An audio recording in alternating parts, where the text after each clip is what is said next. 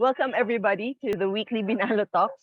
Uh, this for people who are not familiar with the BINALOT Talks. So this is a weekly talk uh, presented in the by the Archaeological Studies program, and we usually have this in Albert Hall, even before the pandemic. But because the pandemic happened, we're doing this mostly online now. So we get to invite people from halfway around the world. Just a few announcements for people or friends of ASP. It's ASP is celebrating its 27th birthday and anniversary next week. So hopefully people can participate in the talks on Monday. There will be the theme is going to be the theme is techniques and technologies in archaeology, recent innovations in studying the past. On Monday, there's going to be uh, this roundtable discussion on technologies in ASP.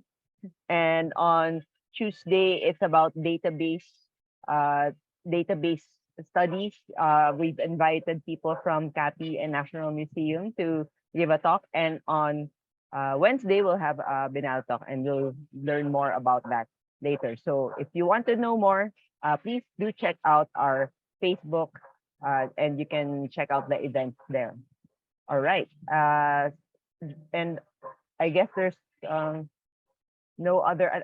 Another announcement. Please check out the project by Dr. Michelle Eusebio and Ellie Lim. There's a call for uh, uh, people or students who might be interested in doing works with them. So please do check out the call for a scientist uh, in ASP. Okay. So it's a science research specialist, and they're looking for two students to work with them. All right. Okay. And I think that we can start with this. So it's a very interesting talk by Glenys Echavarri, who we were kindly introduced. So we haven't met personally, but we're excited to have her here because of this concept and this study that she's been doing. She is a Natives American Graves Protection and Repatriation Act Liaison and Tribal Consultation Coordinator. She's worked with Native communities across the U.S. and with indigenous groups abroad to return ancestors and cultural belongings held in museums. Her research interests include museum decolonization and indigenous curations. She was born and raised in Singapore, and she finished her undergrad of anthropology from Brown University and did her master's in museology from the University of Washington. So let's all listen to Glenys Echavarri. Great. Thank you. Yeah, thank you for introducing me. I will probably do it again just because I will be kind of talking through sort of, repatriation, how I got to it, and kind of, especially coming from Singapore, right? Not too far away from you all. How did I get all the way around here at the other side of the world doing this work, which is, definitely, very unusual for most people to hear about.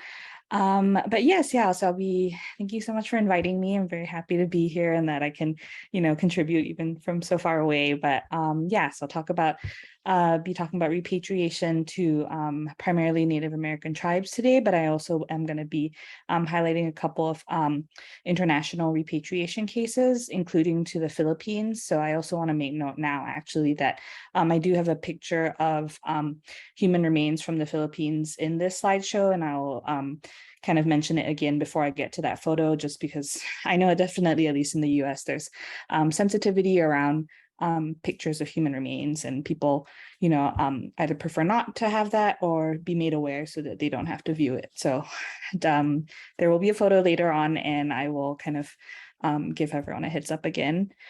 So of course I work in the US to be working with Native tribes. I work in Denver, Colorado for an organization called History Colorado.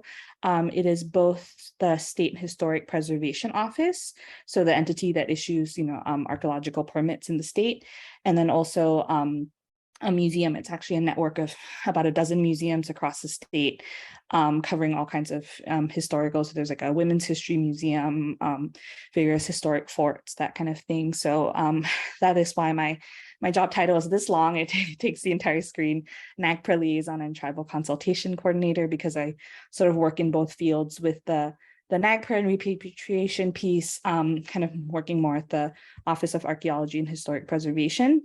And then the tribal consultation piece, often working more with the museum folks on consulting with our tribal partners on exhibits, programming, that kind of thing. So yeah, long title to reflect the too much work that I do. Let me see if I can advance these slides. There we go. Yeah, so just a little bit about how, like I said, I got into all of this work. I was born and raised in Singapore, didn't know very much about US history or Native tribes at all. I know a little, I think more about Southeast Asian history, actually. But I went to Brown University for my undergraduate, did anthropology, archaeology, and worked quite a bit with human remains there. So learning, human osteology skills. In 2015, I did my very first archaeological field school in the Philippines, in Ifugao with IAP, led by Dr. Stephen Acabado, who I think some of you may know. And then after getting that training, I spent 2 more field seasons on a salvage project in Alaska. So you can see kind of little pieces of sea ice in one of those photos in the background. So there is a site owned by the Alaska Native Corporation that is eroding very quickly into the Arctic Ocean. So a community member saw that there was human remains there, and they were looking for osteologists who could identify and recover human remains. So this was really my first encounter with repatriation, in the sense that, we were working for the Native Corporation, and I handed over, this individual who we were able to recover. And that was the extent of my repatriation experience, but it did lead me to my first job in NAGPRA, which again is I will spell out the acronym later. We'll talk, we'll dive into that. But my first repatriation job in Seattle at the Burke Museum, which is a museum on the campus of the University of Washington. And I was there for about 4 years, really focusing just on repatriation. And then I did my master's at the same time, and then I accepted the current job I have in Denver, where I get to do a little bit more like sort of museum work as well. So that is me. And yes, I've said NAGPRA several times. I'm going to keep saying it. So I will spell it out so that we know exactly what we're talking about, because it's my everyday jargon. But and in the US, I think, and for archaeologists, I think we've heard that term several times. But surprisingly, most people don't know what it stands for. But it stands for the Native American Graves Protection and Repatriation Act. It was a law that was created in 1990, and it is to do kind of the two things that it said there: graves protection, so that kind of existing unmarked, undisturbed graves can remain intact and be left in peace. But then also, the bulk of the work ends up being with repatriation from museum collections. And yeah, so what is the difference between repatriation and NAGPRA? I mean, there's kind of, sometimes I use them interchangeably, but the most obvious difference really is that NAGPRA is a US specific law. We're also going to talk about kind of who specifically NAGPRA, who must comply, what is eligible, who it applies to. So they're very kind of, the legal definitions in there are very specific. But there is room for repatriation outside of NAGPRA. As we all know, there's, of course, international repatriation, but then also, certain private entities, private museums are able to do, voluntary repatriation. So not necessarily under this law, but still returning things to Indigenous groups. And then, of course, there's repatriation of things that are, not human remains at all. Like we've in our field of repatriation, we talk also about kind of like digital repatriations of records or recordings or kind of anything that really is held in a museum that was extracted from a community, where you can be working with the community to return that. A lot of that, all of that can be repatriation there. So yeah, there are many possibilities outside of NAGPRA. So I'm going to talk about a little bit about why NAGPRA was needed and why it was passed. It's a pretty extraordinary law in retrospect that I don't know would be passed in the current U.S. political climate. But yeah, I'm just going to kind of talk about give a little bit of a U.S. history talk in order to talk about like why this law was needed. But basically, one thing I like to point out is that grave robbing and looting was something that was happening, since the Pilgrims from England landed in Plymouth Rock in 1620. Kind of what many Americans consider like the start of the country, right? Their founding myth. There's records of pilgrims removing corn from graves, and basically the precious like food and items that Native people were buried with being removed, mostly for survival at this point, but just showing that from the very beginning there was kind of not really the same respect given to Native American graves. And as the U.S. more settlers came, expanded across the United States, there's this concept of manifest destiny in the 1800s that were, amongst, you can see this picture here with settlers kind of, moving westward, the idea being like it was inevitable, or like a kind of a God's will that the America, or the United States stretch all the way to the Pacific coast. So, of course, this wasn't taking into consideration the people who already lived there and whose land it was on. So yeah, there were all these Native people in the way, inconveniently for settlers who wanted to, divide up the land and own it and mine and strip for resources, build railroads, which you can see here.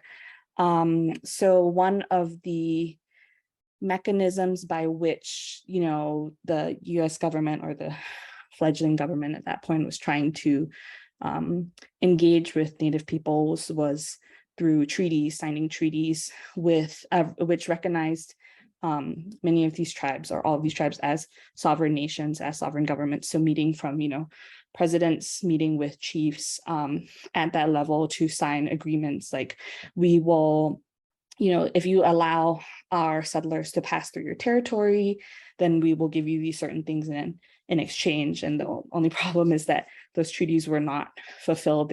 Some of them were immediately just either ignored completely, broken immediately, something like that, or maybe there was peace for a little while where settlers weren't killing Native people they encountered, or sometimes vice versa.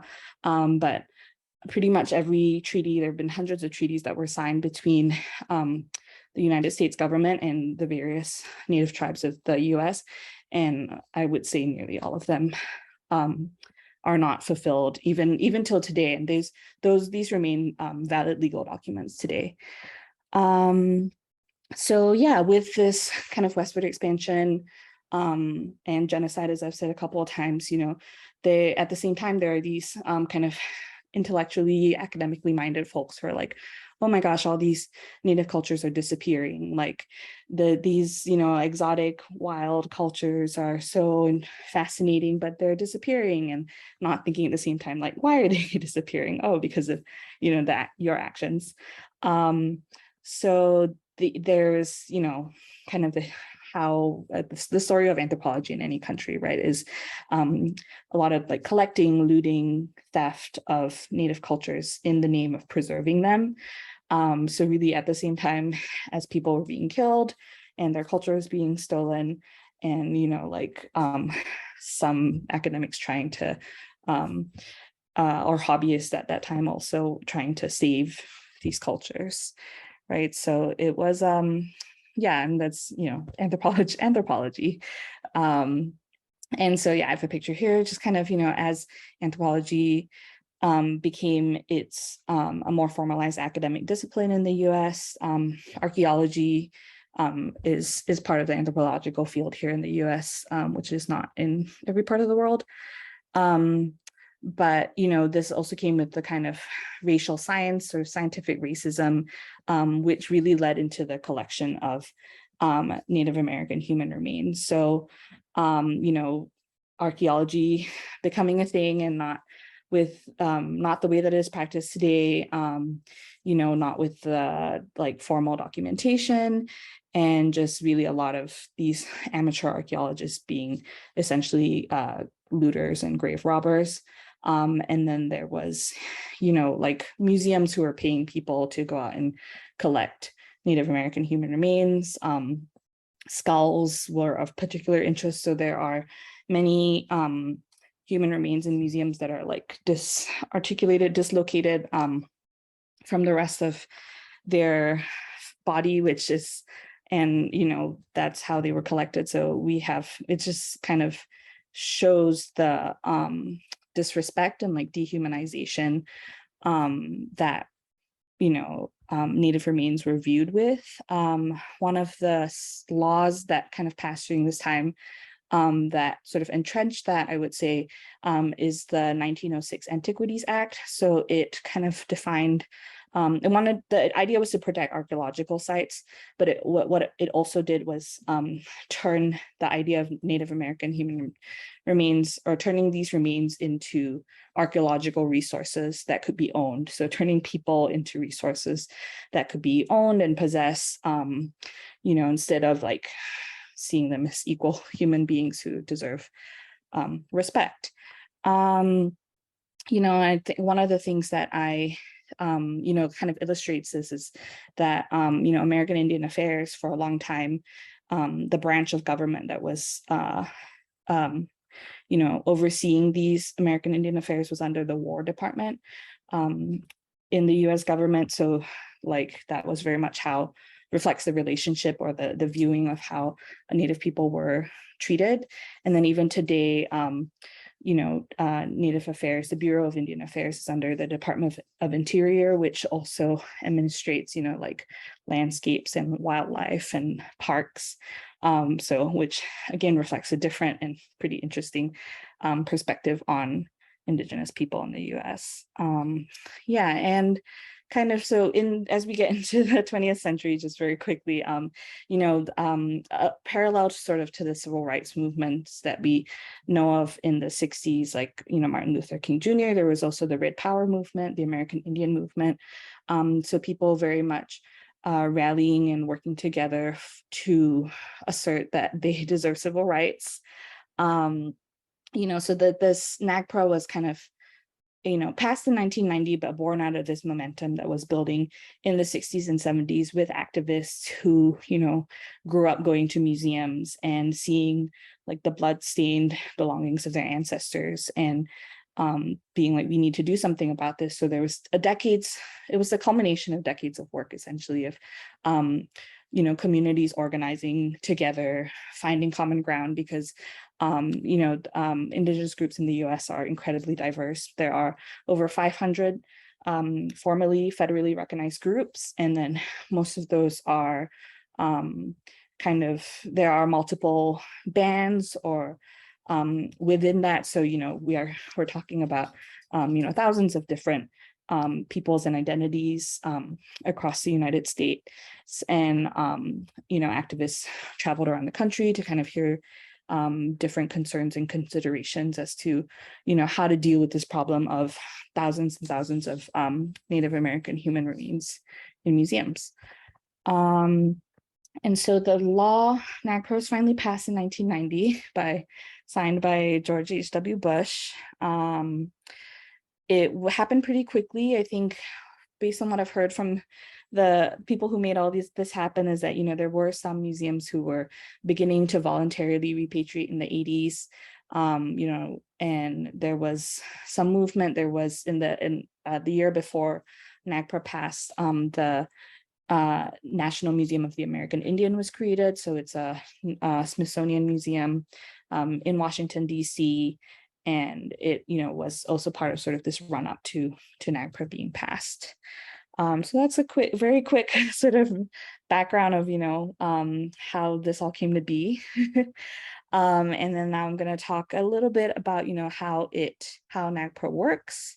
Like I said, there are all these really specific definitions, like who has to like which institutions have to comply, who do they have to work with, what is the process that they go through. I'm going to try and like quickly touch on that. But basically, NAGPRA does not apply to everything. It's not to every archaeological resource or everything in a museum. So objects need to, or human remains need to fall under one of these categories to, in order to be repatriated. And then, so human remains, I think, for archaeologists is seems like a fairly straightforward definition, right? Like we know what human remains are, but actually, like when it comes down to it, there are some pretty interesting questions as to what qualifies as human remains. Like what about if you find hair or like fingernails, or what if it's hair that's been made into like a headdress, or teeth that have been inlaid into something. What if there is a different view of what human remains are by that indigenous group, which is something I'm going to talk about later in a later case study. But once you push at the edges of the definitions, there are actually some pretty interesting questions there. And then associated funerary objects, unassociated funerary objects, whether they are were found in relation to human remains or not, and whether the human remains in question are still in the possession of that museum. But basically kind of the first two categories, human remains and associated funerary objects, sort of go together because you want to return those together. But then when funerary objects are found unassociated in museum collections, then they go through a slightly different process, along with the last two, sacred objects and objects of cultural patrimony, which have very specific definitions. We have our own thoughts and minds in as to what a sacred object is, but under the law, it is something that must be needed for an ongoing ceremony. So it has, one of the things that the tribe has to submit in order to have their repatriation claim evaluated is showing that it is needed for a particular rite or ceremony for a religion that's being practiced, still being practiced actively. And then for the objects of cultural patrimony, is also very, very narrow definition as to one of the most interesting, I think, is it refers to an object that is so centrally important to a specific culture that it is inalienable from that culture and no single person can own it. So an example that we often use in the US for, like, say, the American people is like the Statue of Liberty. Like that's something that's is so core to, the culture and the like identity of those people that it cannot actually, even if it was sold, it could not have been legitimately sold because it didn't belong to the individual, it belonged to the community. So yeah, so getting to those standards of meeting these definitions can be challenging, and museums that want to do repatriation, will often work with tribes very closely so that they can get to those definitions. But there are also museums here that kind of outright reject and are saying like not good enough, it doesn't meet our interpretation of these standards. So kind of quick sort of how this tends to happen. What this looks like step by step is that, museums were required when the law passed in 1990 to review all their Native American collections, and then send out information to all the tribes in the US as to, the human remains they had, and really any collection. So one of the things that, I like to highlight also is that archaeologists or museum people can identify human remains, generally speaking, and we can look at records to know what funerary objects are. But when it comes to things like sacred objects, objects of cultural patrimony, that kind of traditional knowledge that I just described is not something that most museum workers have. And so that's part of NAGPRA, is reporting all the Native American objects in a collection, so that, elders and those with the knowledge can look at it and be like, actually, that pipe is a specific pipe that we need for the ceremony. Or, like, this basket, the museum thinks it's this kind of basket, but actually it's not. Unsurprisingly, museums don't always have the best information about how a culture uses its own objects. So that's really part of, the most important thing in NAGPRA is tribal consultation. So every step of the way, when we as museum people have questions about, like, is this a sacred object? Or, hey, how should I do this? What should I do? The best course of action is always to go back to tribal consultation, which is to have like a meaningful conversation with the representatives of that tribe to get their guidance as to what to do. So that's a very much a key part of NAGPRA. And then and as you can imagine, in the 90s, this was a mad rush for every museum in the country to find all this information, sending it out to the 500 plus tribes that are there. And I can only imagine those tribal offices receiving like boxes and boxes and reams of paper in the 90s describing all these collections. So that is, part of why I'm still working on this 30 years later. And there's a big community of us who are still really actively working on NAGPRA repatriations, because, just considering the sheer volume of work to be done. And, it is not reasonable to assume that because you sent, a whole box of information to a tribe's office in 1990, that you are then officially have notified them, right? Because what are the chances someone looked through every piece of paper, that they still have it, that's still the same staff? So NAGPRA really is ongoing, will be ongoing for many years, and requires kind of just keep following up as circumstances changes, as staff change over, as museums or tribes learn more about those objects, right? Or as cultural practices are revitalized, if certain religious ceremonies are brought back, then maybe there are more objects that could be considered sacred objects, that kind of thing. So consultation, as I said, is really the heart of every step of the NAGPRA process. So a museum will request initiate consultation once they've sent out the information, and then information gained from that consultation is then also combined with other lines of evidence, which I will talk about in the next slide, I think, and then try to come to a determination of cultural affiliation. So do these human remains, or does this object, is it culturally affiliated with one tribe? Is it a group of tribes?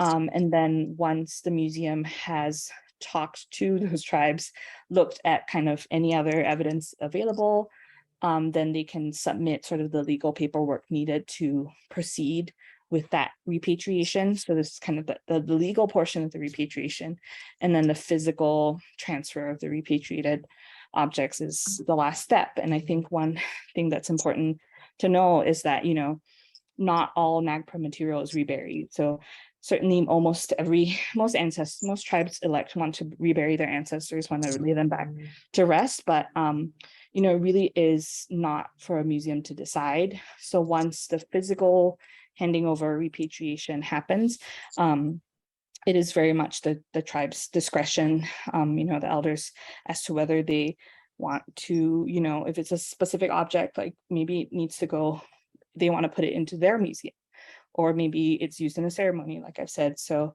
I think the important part is just to know that, like, museums should not be dictating these outcomes.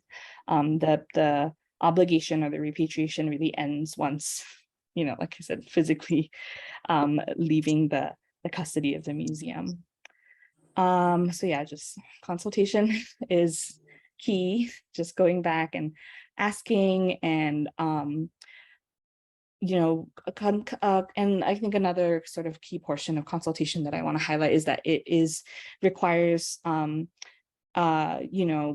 institutions, museums that are especially that are government agencies, like the one that I work for, to engage with tribal representatives on a government to government level, which is, you know, kind of meeting them as equal partners with that equal respect, you know. It is so when we talk about tribal consultation, it's not the same as working with, you know, say any other community group in the US. There's that piece of sovereignty, the treaties that I mentioned, where, you know, tribes are governments that have their own autonomy, you know, make their own decisions, are nations that exist within this country. So because I work for the state government, it's important that, you know, when we initiate tribal consultation, we're aware that we are kind of meeting them at that level. And so we communicate with them as we would say any other foreign government, like the government of the Philippines or of Mexico or Canada or something like that.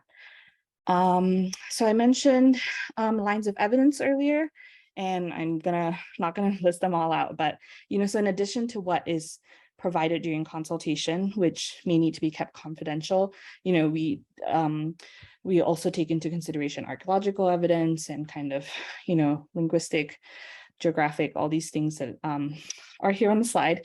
But one of the extraordinary things about NAGPRA that I think is great is that each of these lines of evidence has to be weighed equally.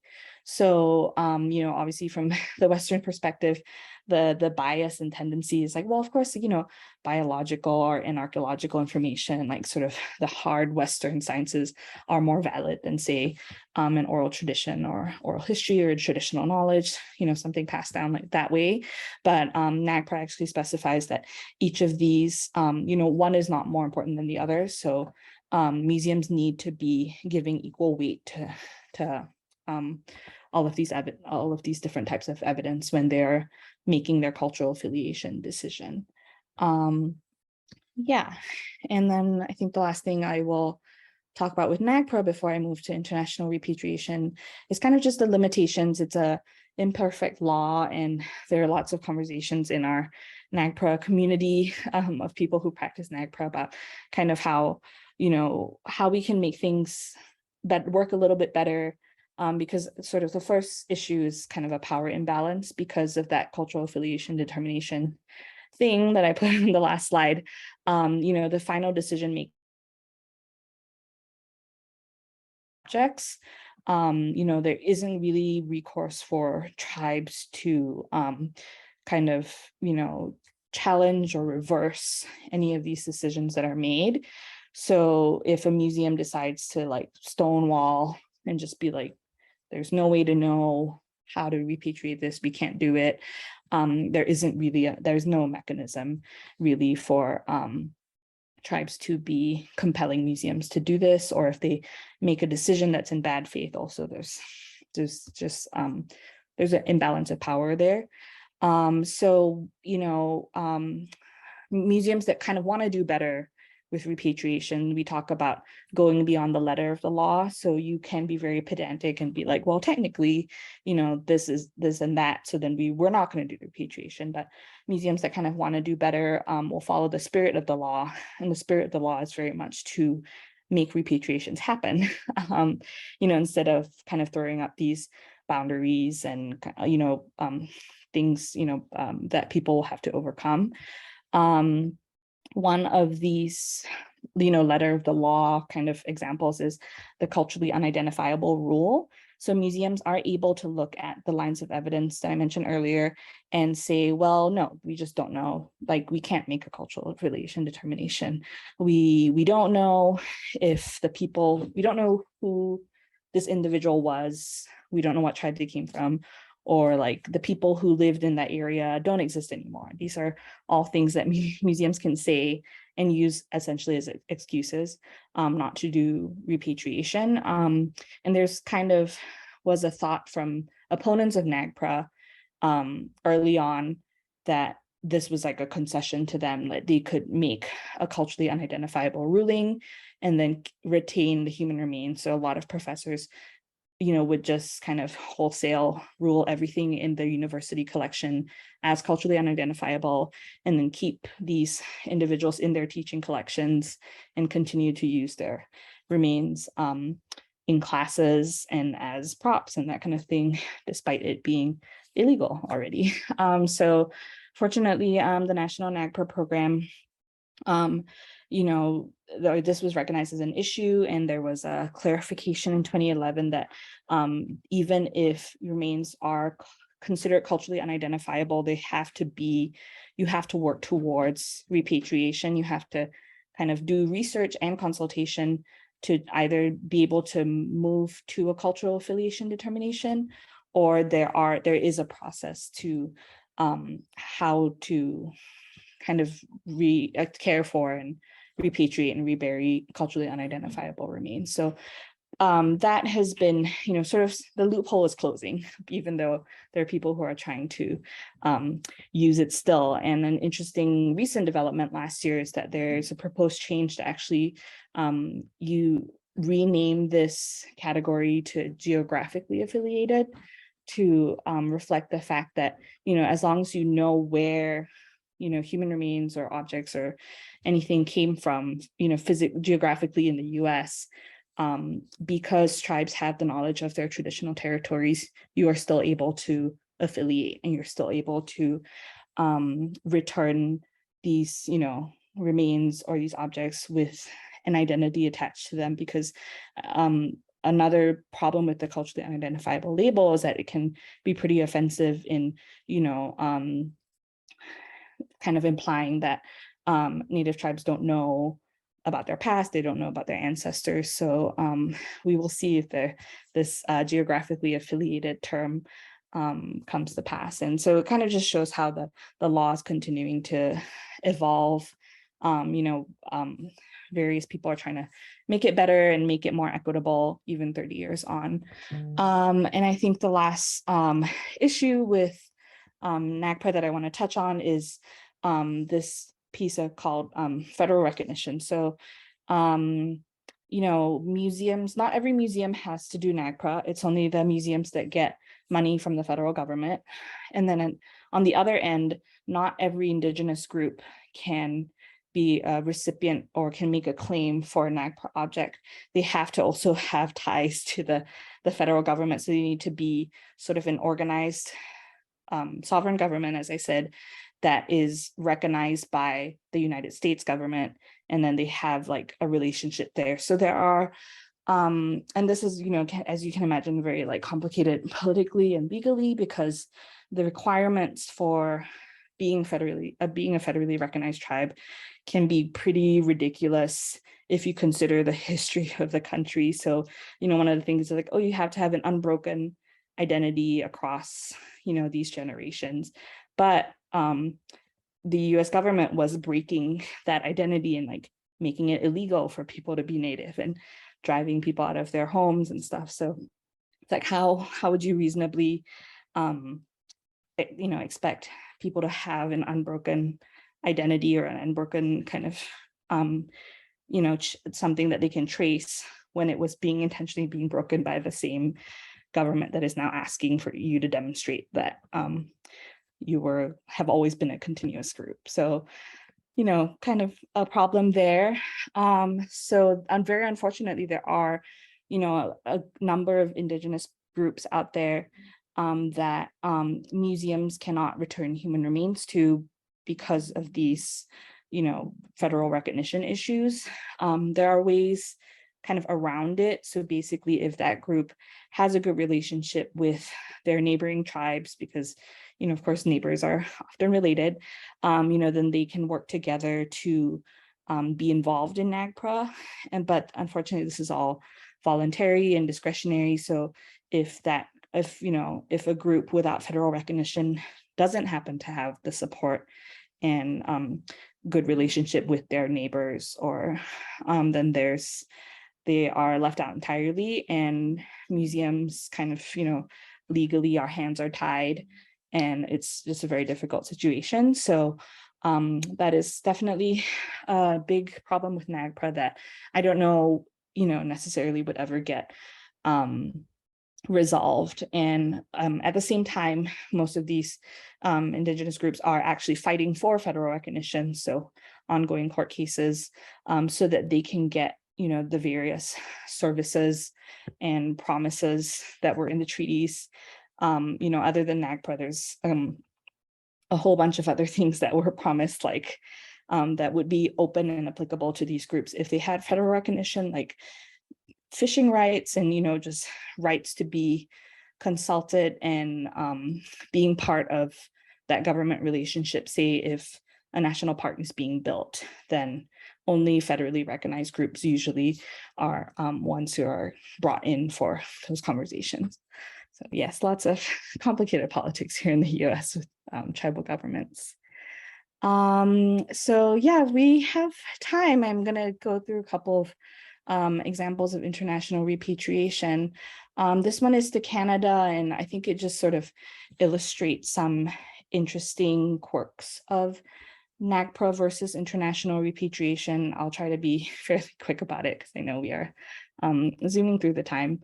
But so this is this picture here is of Tikwalatsa, who is a man turned to stone. So he was in the collection of the Burke Museum for a very long time. It says received in 1904, and he went home, I think, in the early 2000s. And so this one of the first, interesting issues that comes up with him is that from the museum perspective, this is a stone sculpture. But from the perspective of the tribe, the Stolo Nation, this is their ancestor. This is literally a man who was turned to stone. He was the very first ancestor, of the very first person in their tribe. So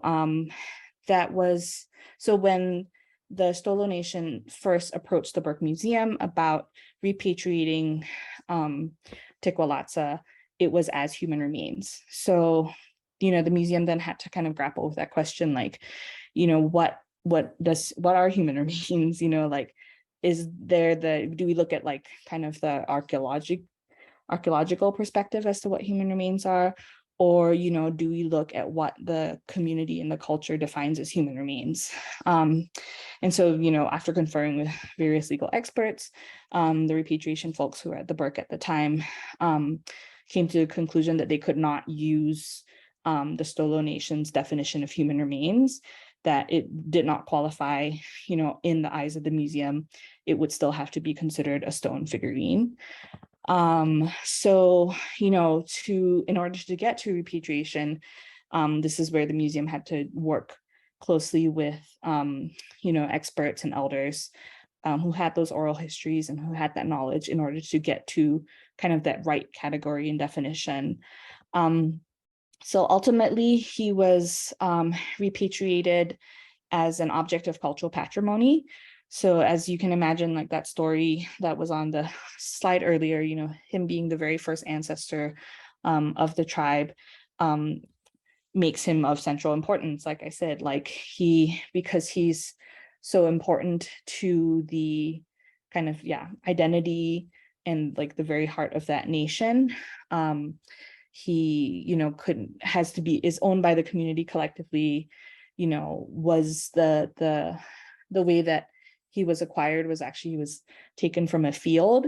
So one of the, and considered abandoned. So one of the questions that the museum had was, if he is so important to your culture, then why was he left in this field? And then so it took talking to people with the oral history to find out, like, actually, he wasn't abandoned voluntarily.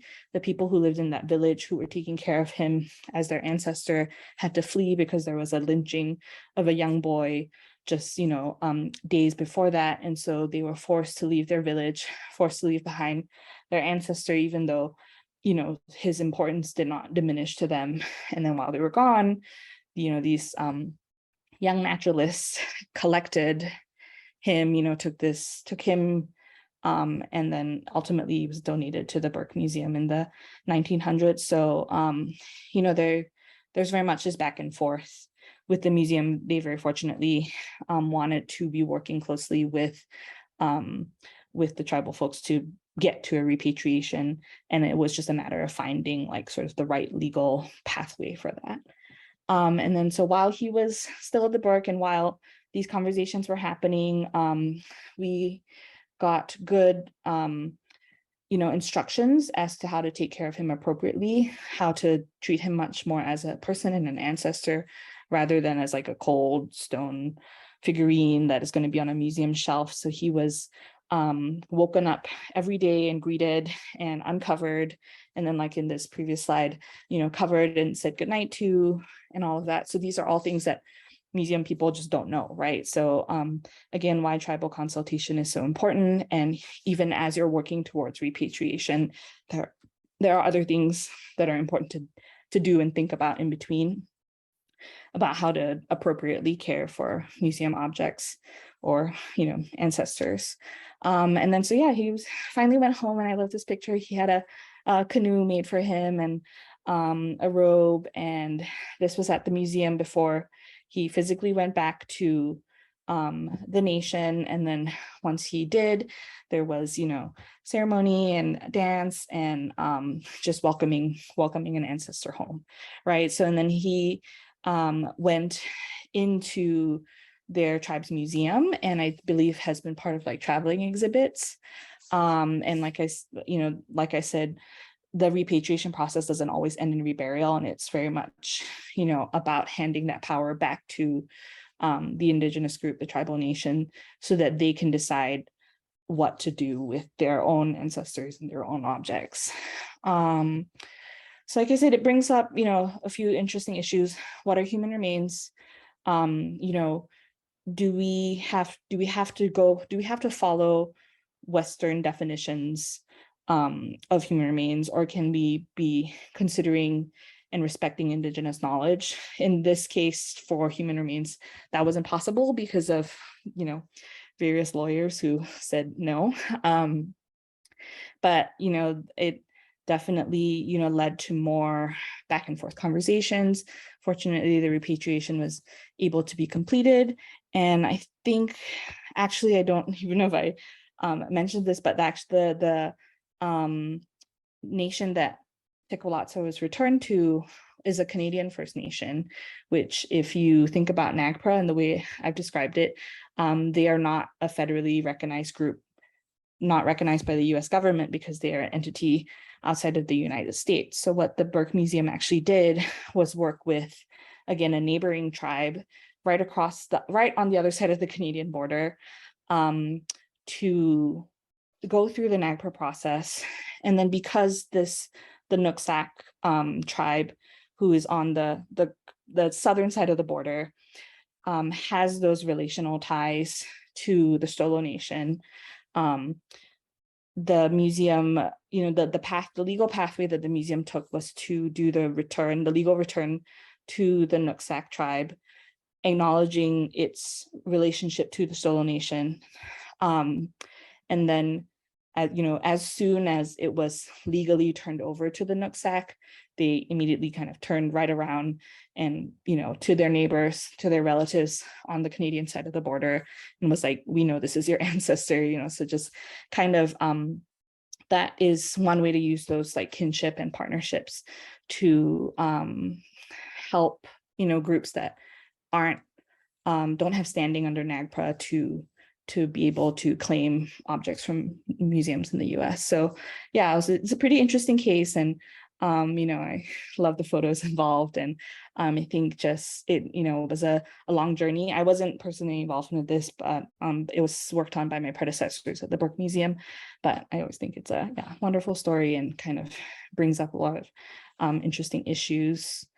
And then I think the last case study I'm going to talk about for international repatriation is when we repatriated human remains from the Philippines. So the next slide will be an image of human remains. If anyone kind of wants to know that in advance, that will be the next thing you see. But first, I'll talk about kind of a little bit of the background of the remains, the repatriation, and how that happened.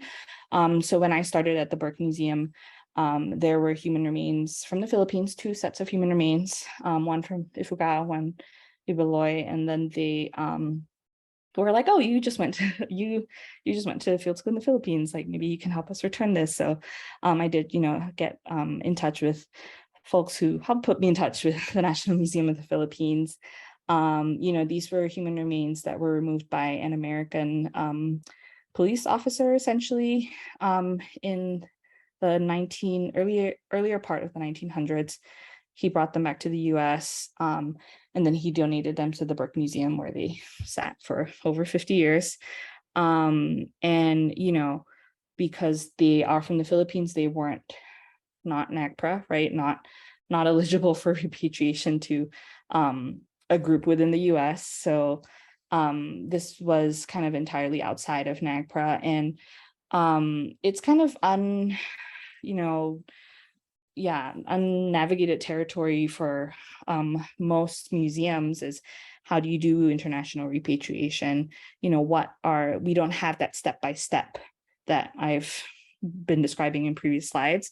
So for this specific museum that I worked for, they based their international repatriation policy on NAGPRA. So they looked at what the NAGPRA regulation said, and then kind of took the good in that and wrote that into the policy. But then at the same time, had the discretion to not have to, do the more burdensome parts of the law, and able to kind of make it more equitable and fair and streamlined and kind of all that good stuff. So international repatriation, I think, very much is still a fledgling thing. I think it's kind of, because there's so much NAGPRA work to do, everyone also wants to do it, but it's a little bit on the back burner. And it does help when other countries, or whether it's a government or an indigenous group from another country, approaches an American museum and says hey, how do we do this? So if of museums where there are repatriations that need to happen, initiating that conversation and putting in a claim, or how can we get this started, is very helpful, because museums in the US are the ones who do want to do repatriation are generally preoccupied with NAGPRA, with the domestic repatriation, which would make sense. And so, there were, kind of a lot of questions to how do we go about doing this? So I ended up having to look up Philippine law, and I found the Cultural Properties Preservation and Protection Act and the National Cultural Heritage Act. And then there was, specifications in there about the National Museum of the Philippines being the entity to conduct repatriation from other countries. So I had to, read through the law, find the right section, and then use the museum's international repatriation policy, like I said, modeled on NAGPRA, to then kind of be able to fulfill our own legal processes. Because, as I said, I was working for a state government, a state agency, and there were certain standards that you had to meet in order to remove state property, being human remains, and kind of properly documenting and recording that legal process of transferring museum collections owned by a state museum to a different entity, because it's outside of NAGPRA. And then so the repatriation was to the National Museum of the Philippines. I have a picture here. That is my husband, Mikhail, if you know him.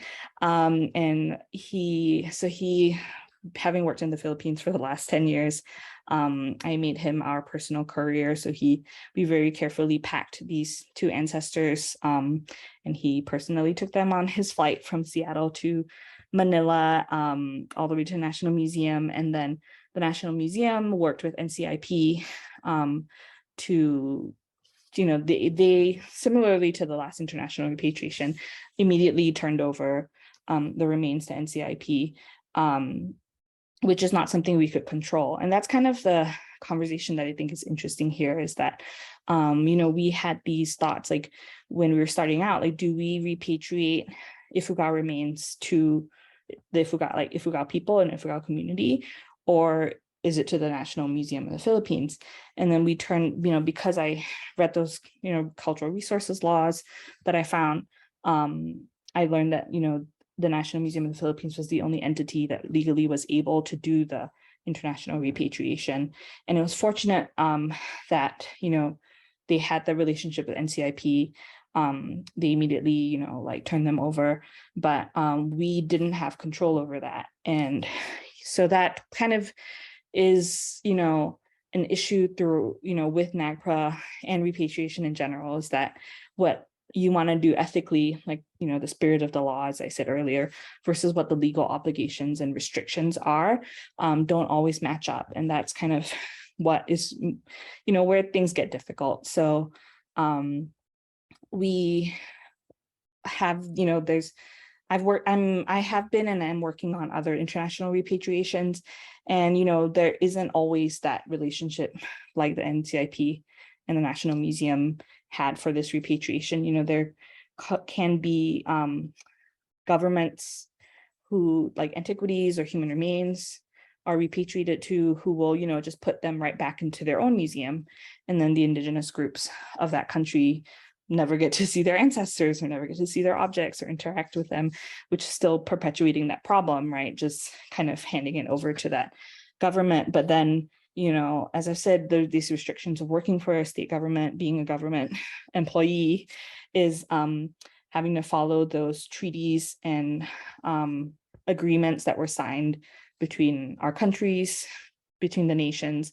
So yeah, there is, I think, like I said, international repatriation is still very much being explored, and the sort of limits and issues of it are still coming to light. But yeah, these are basically the questions I grappled with. The answers aren't always going to be the same for every international repatriation.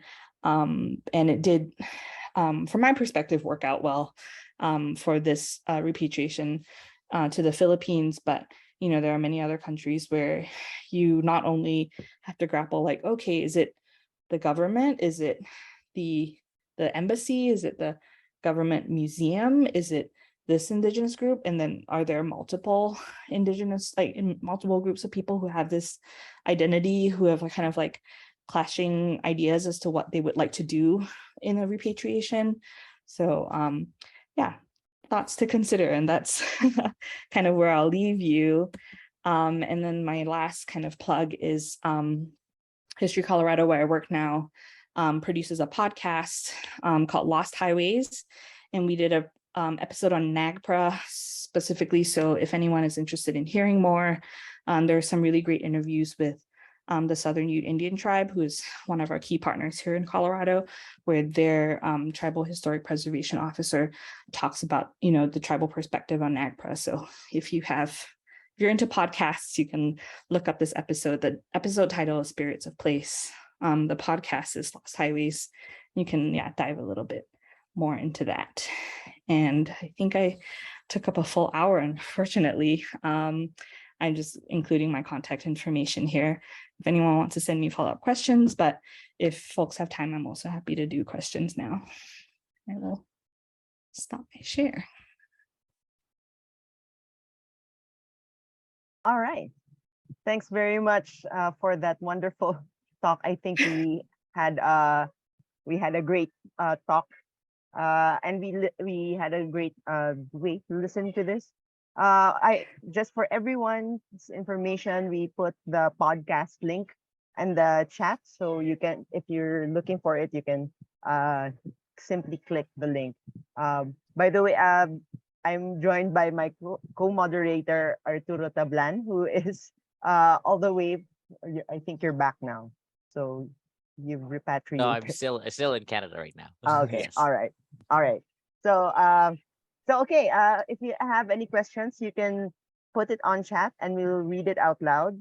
And alternatively, you can directly message me or Arturo, JJ, so we can read your questions. And if you're feeling shy, but otherwise, you can press the reactions button at the bottom of your screen and raise your hand so we can call you to unmute and also turn on your camera. All right, and we have I have several questions, but there's also some questions here. I have a maybe I also wanted to ask Glenys, how big of an office is NAGPRA? Is it present in all states? In, So if you are lucky, a museum has one person doing it. It's very rarely are there institutions out there. Typically, it would be like the bigger universities that have more funding will have multiple staff working on NAGPRA, but it is one or less. So sometimes it's a volunteer, sometimes it's a part-time position. It's really just not prioritized by museums in general. Because it's very time consuming, as you can imagine. I've all the consultation, all of these like hours, so it's expensive basically, and museums just don't want to pay for it, even though this is not an optional thing, it's a legal obligation they have to follow. It's still very much left up to like, well, we'll have our volunteer do it, or we'll hire someone part-time for a year. So no, yeah, one or less is the size of an NAGPRA office. this is surprising, but and I guess it's something that they can start to think about. Uh, and go ahead, Arturo. Yeah, I was gonna say let's call on attorney Kate Tantuico uh to ask her question since she has a Okay. question. Hi, Glenys. Hi. Oh, wait, my video won't start. There. Hi. So for the information of everyone, Glenys helped me with my Juris Doctor thesis on the repatriation of materials from the Philippines to the Philippines from wherever they are. And I also cited the repatriation of the human remains from the Ibaloy tribe and the Ifugao tribe last 2018. Mentioned, the Philippines doesn't have a specific law that mandates the return of indigenous objects to the indigenous tribe. And I understand your trouble in the dilemma of whether to repatriate it to the National Museum or to the tribe. I understand your that you didn't have control over the matter. So my question is, where does the UNDRIP, the United Nations Declaration of Indigenous Peoples' Rights, fit into the system of repatriation of the NAGPRA for international communities? Because if my understanding is, if there is no national law or domestic law that mandates the repatriation of human remains to the indigenous tribe per se, um, the UNDRIP, which mandates that indigenous tribes have um,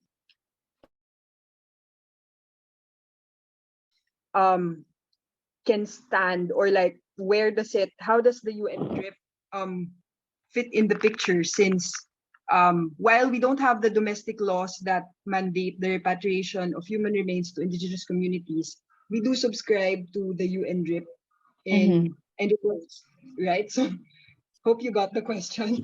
Yes, yeah, no, I see what you're getting at there, and it's a very good point. I mean, I think the US is one of the only countries that maybe hasn't even ratified it.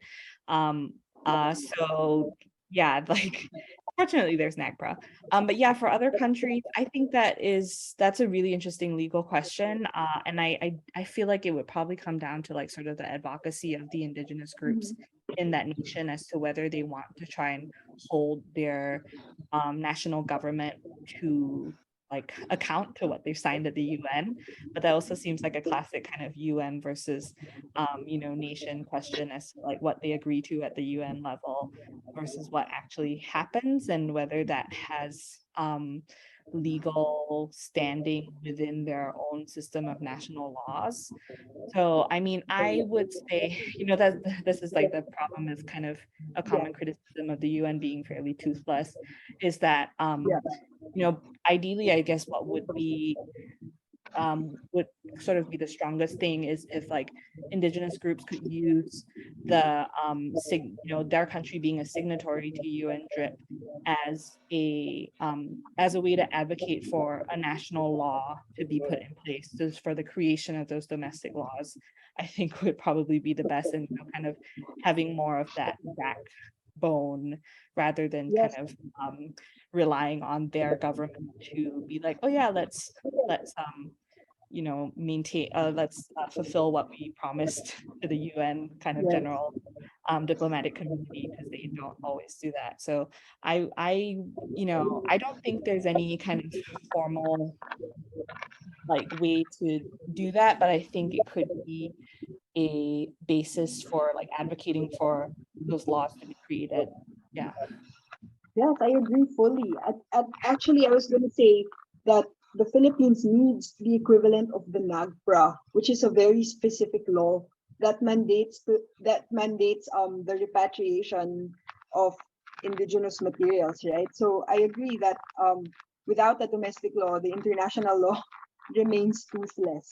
And if I Yeah. may, I have another question, and it deals with filing a claim, or like, because the Ibaloy and the Ifugao human remains were repatriated based on a voluntary basis, right? So and I've observed that a lot of repatriated cultural materials like the Balangiga bells were repatriated on a voluntary basis. So for example, if the Philippines or one of the indigenous tribes um, gets to know that one of their human remains or one of their artifacts or ethnographic materials are in a museum, not necessarily in the Burke Museum, but in a museum in the United States, how can it, acting on its own, file a claim for repatriation? Is that possible under the NAGPRA?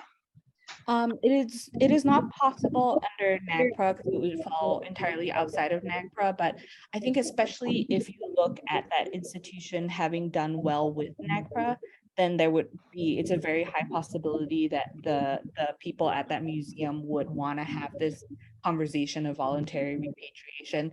But there Mhm. are museums in the US who aren't even doing NAGPRA, which they are supposed to.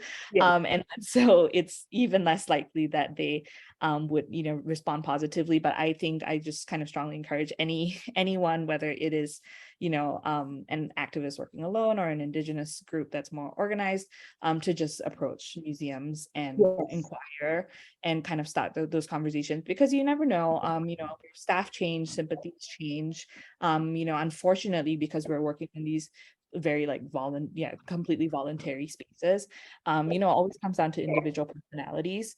So if there are collections that you know of, or if whoever knows of, I think approaching a US museum, I think is always worth asking, and especially because the US has NAGPRA, so there is more of an awareness of repatriation and how that works for American museums, as opposed to say European museums, where they're far behind in repatriation, and they have their own legal and like kind of national restrictions as to how to return things. So I think you would, even if it's a pretty unsympathetic US museum, they are more familiar probably with the repatriation process than say like a German or the UK or something. Yeah.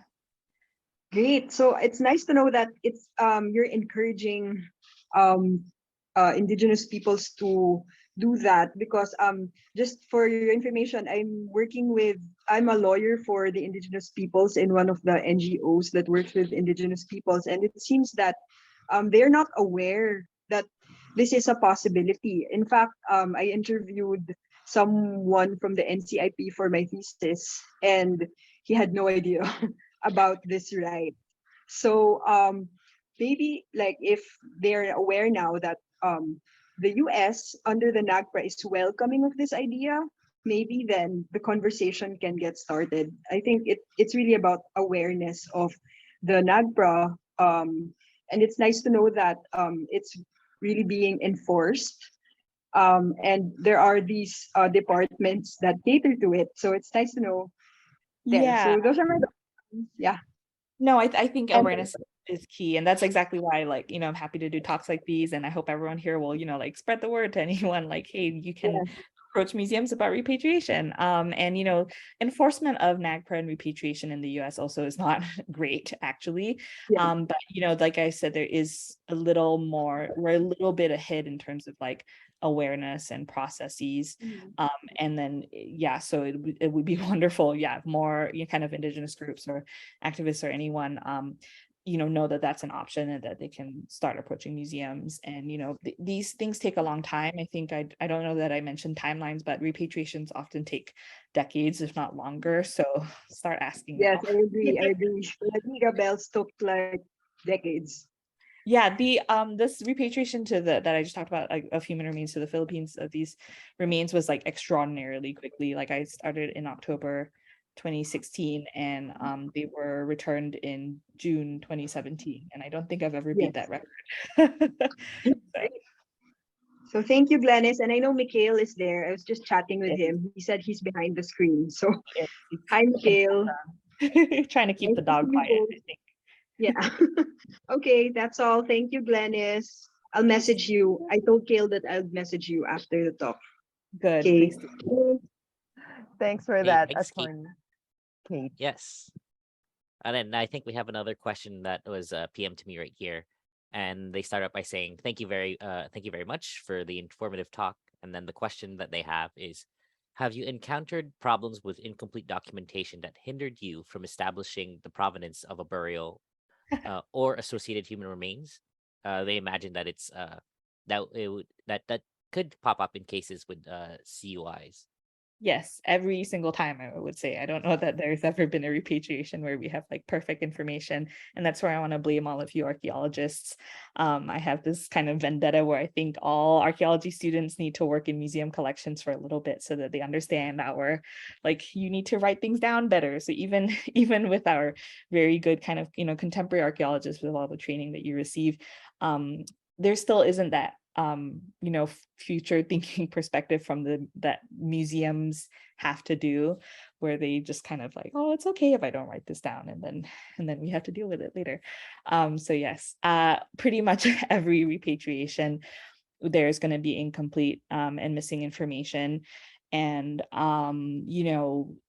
that is also, again, the answer is always consultation. So what I do in these cases is kind of compile what we do know.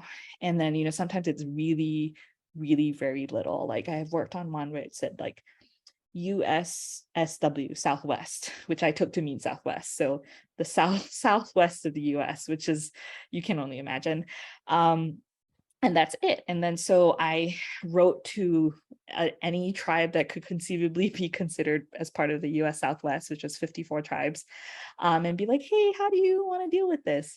Or Angela Nuller, who's on this call, I've worked with her on this one amateur archaeologist who liked to make up his own terms and terminology. And then so I spent at least a year kind of parsing through what he meant by his made up terminology, and then presenting it to the tribe that Angela represents, the Wanapum, and the neighboring tribes as well, and being like, okay, so knowing what we know, kind of the archaeological evidence, what this man wrote down, what we know about the sites today,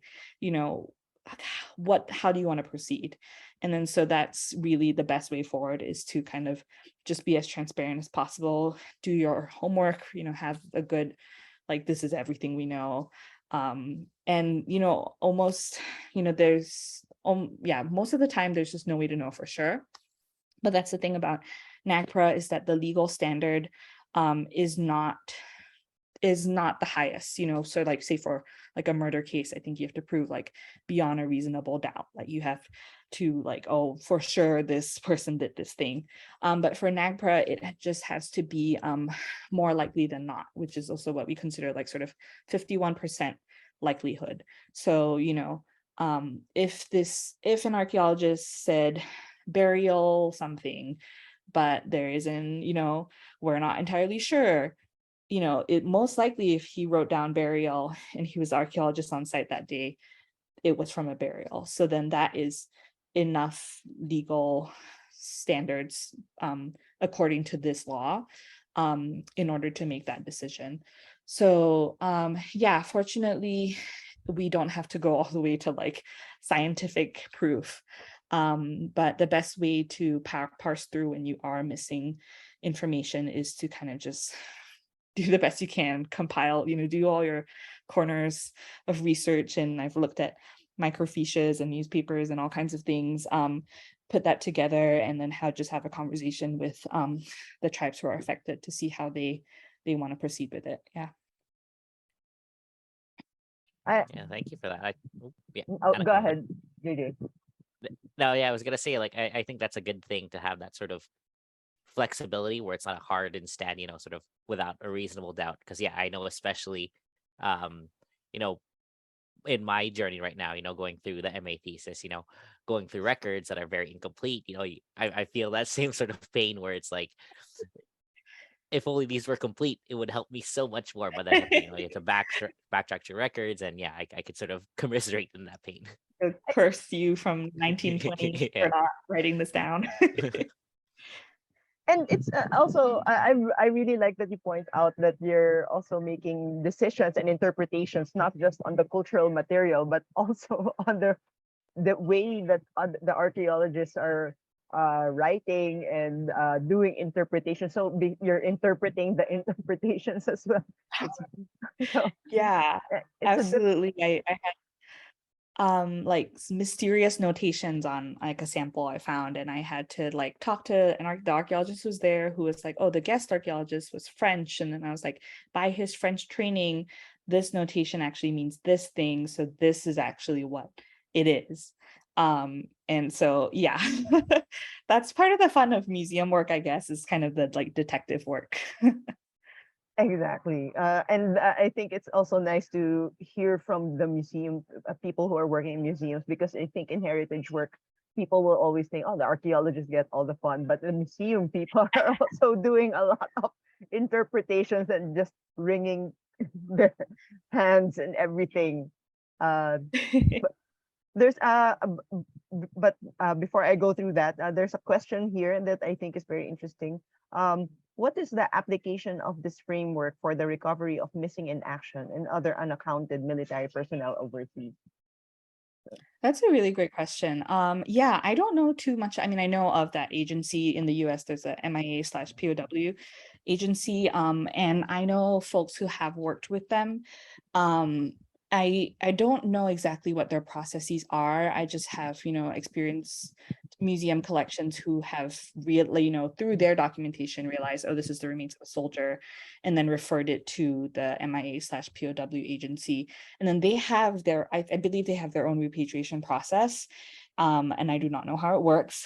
Yeah.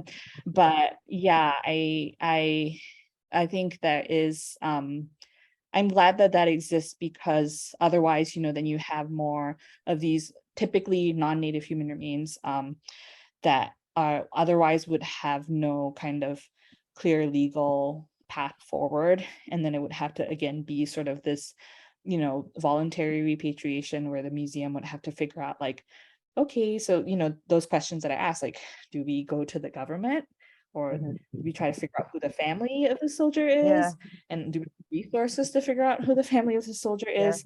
So at least in the US, having that agency to do that work, which I'm not familiar with, is at least I think is a good thing, so that they at least can take care of that sort of those people who need to be repatriated. Yeah. Thank you. I had one moment of working with the TPAA before, way back 2020. Mhm. Thank you. Oh, yes. The person who was asking the question is Jay Zaldivar, who was also working with the missing in people. Oh, Yeah.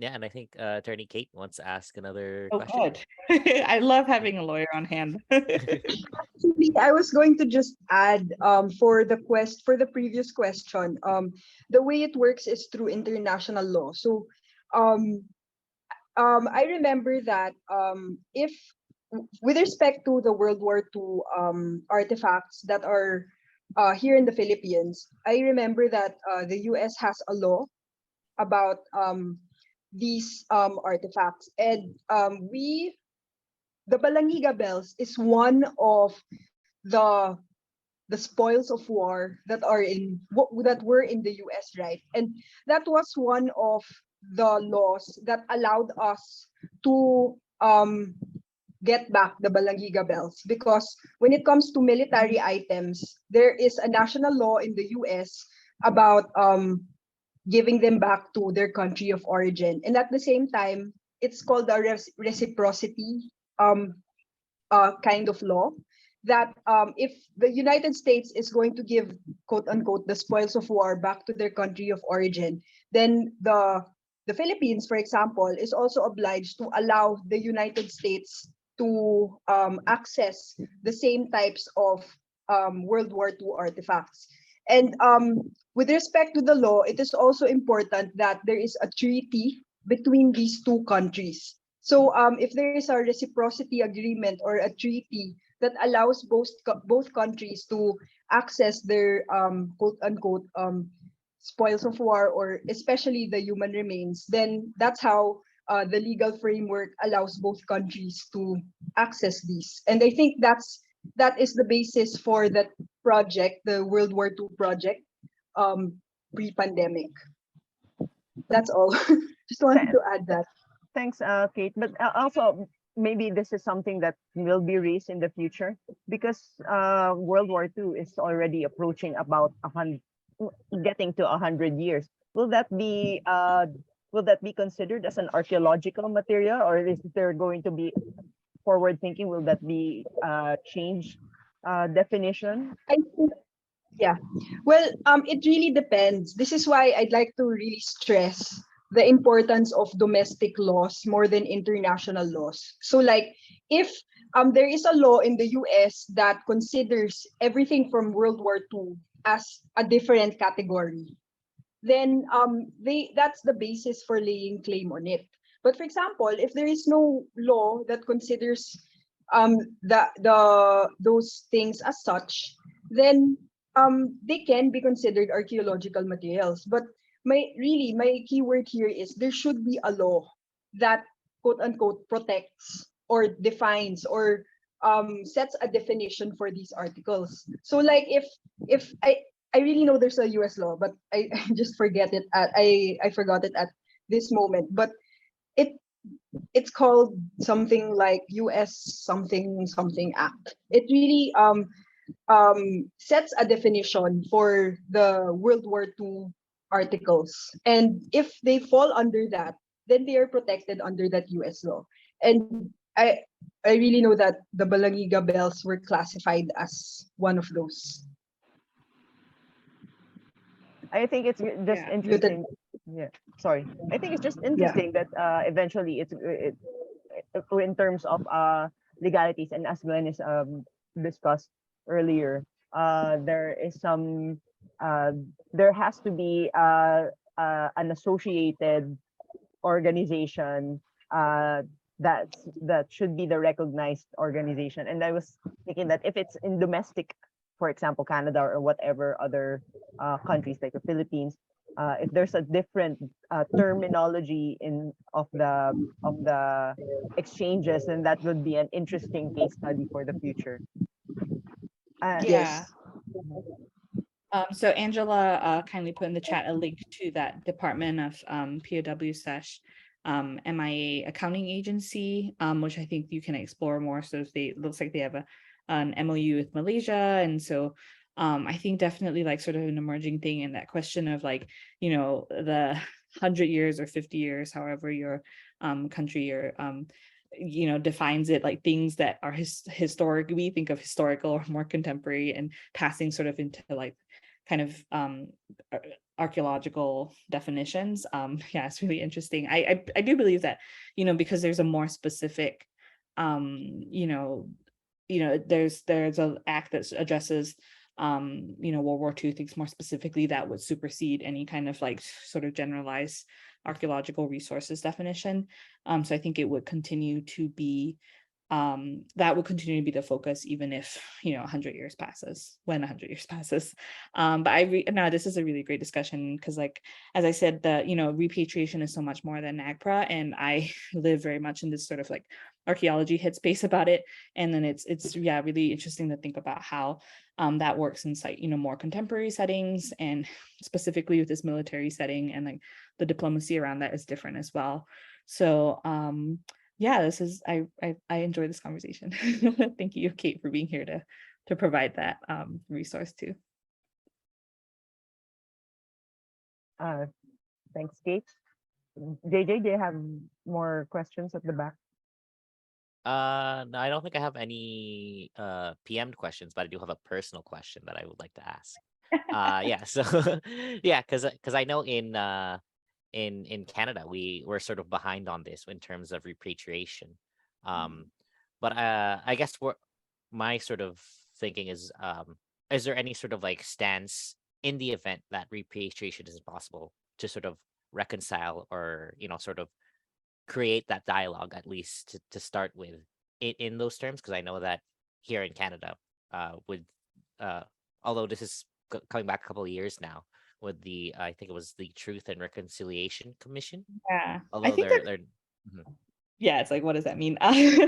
I think it's always a very interesting comparison, looking at kind of what is happening in Canada with First Nations versus like what happens here in the US, because yeah, like I think the perspective from here is often that like, oh, Canada's done more because they had a Truth and Reconciliation Commission. There has been more sort of like the politicians are more willing to make apologies and talk about these things openly, but then at the same time, when you look at like an actual material effects, like there is no repatriation mechanism in the same way that NAGPRA exists for Canada. And so it's like, who is really doing better? Neither, really. But I mean, I think I'm more, from my perspective, I'm more like, how can we in the US have that Truth and Reconciliation conversation? And one thing that is helping here sort of is that the Secretary of the Interior is an Indigenous woman, Deb Haaland. She's a Native woman, so like she's currently on like a healing tour of some kind throughout the country, which I don't really know what that means. So there is more movement in the US kind of at the political level to do this kind of apology and like grandstanding things. But then yeah, in Canada, it's interesting to see like, they had that apology, but then at the same time, there are all these human rights violations and like, again, also broken treaties, the same thing, that are like very egregiously being conducted. So it's like, yeah, both countries think they're doing better than the other in some ways, and then they are actually both also doing terribly. Yeah, I don't know, that doesn't really answer your question. No, yeah, like I just like to hear your perspective, because I know my feelings are very conflicted in the way that we treat this, because especially within the past, I think 2-3 weeks, the Pope came to visit First Nations in sort of like apology tour, but never really did anything, and that was very weird. So yeah, as much as I love to advocate for that, I'm glad to see that at least a lot of First Nations are sort of advocating for that and are raising their voice for that. But yeah, it's sad to see the way that the politicians, the local governments, have responded with nothing, basically. Yeah, and then I mean, yeah, that whole kind of the Pope apology tour. Mhm. Basically, I mean that is a shared issue, right, between Canada and the US, is the residential schools in Canada versus the boarding schools in the US. And if anyone's not aware, it's kind of the same story that was visited on every Indigenous group in countries where children were taken from their families and forcibly kind of Rehomed. not allowed to practice their cultures, rehome, take their language taken away, their everything. So that is, it was on a very sort of organized and large scale in the US and Canada, that it wasn't necessarily in other countries. So you may have seen in the news of these schools where like the bodies of thousands of children have been found. And so that is something that Canada is a little bit ahead and at this point, and then the US is also trying to work on now. And it's actually part of my job here in Colorado, is to be looking into those schools too, because I don't have enough to do. But it's so important, and it's interesting when you kind of try to take that into consideration, how that interacts with NAGPRA as a law and other repatriation laws and archaeological laws, because it doesn't actually fall under very many of those. It actually is its own thing and is actually being done voluntarily, where the grounds of these former schools are being searched for student graves, which should not exist at a school. Yeah, thank you. Yeah. I I really like this conversation, and and this discussion. So I think a lot of people still have questions, but we're coming up at 11:30, and maybe it's getting late there as well in Colorado. And I know that some people are PMing me not through Zoom. So thanks, guys. So I'm just going through it. Gail Villaflor, who was in the photo that you showed with the repatriation of the Ibaloy. She said, Yes. she mentioned that, hi, but also apologies because they sent you a draft letter instead of the official letter. So she's still a bit horrified about it. That's so funny. Yeah, and this was Yeah. 4 years ago or something. Yeah. No, I mean, yeah. Yeah. I've made so many administrative sort of, I don't know that I even noticed that, but yeah. Okay, I'll tell her that, so just so she can sleep better about it. So she's still that's the first thing that comes into her mind every time she talks. Oh, that's so funny. Yeah.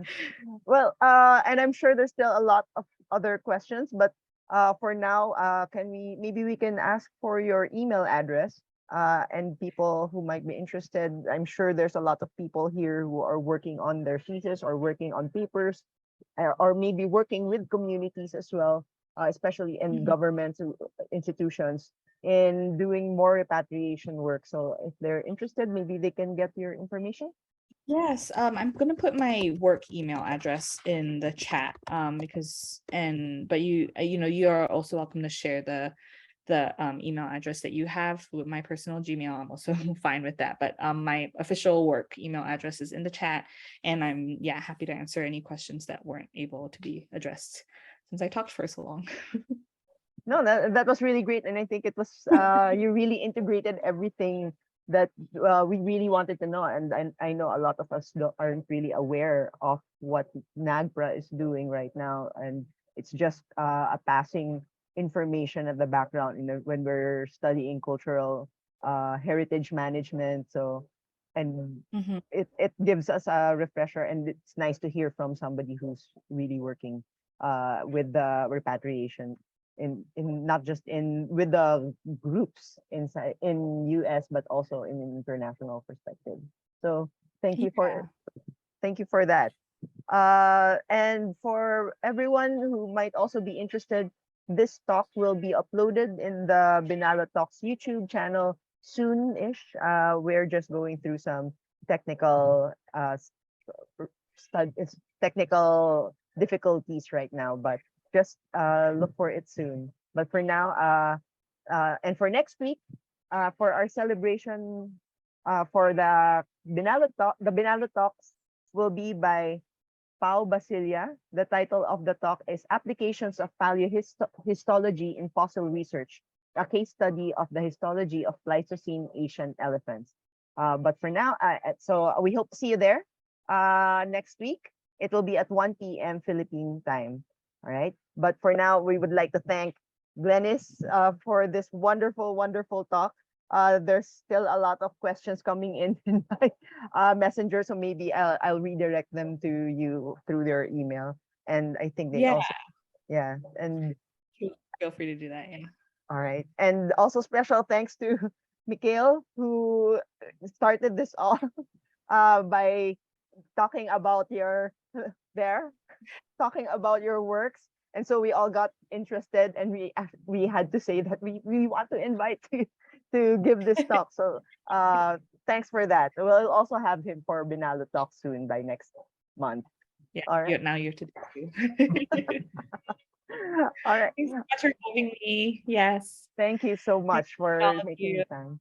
All right. Mhm. Thanks everyone, and we'll see you Yeah. else. Thank you.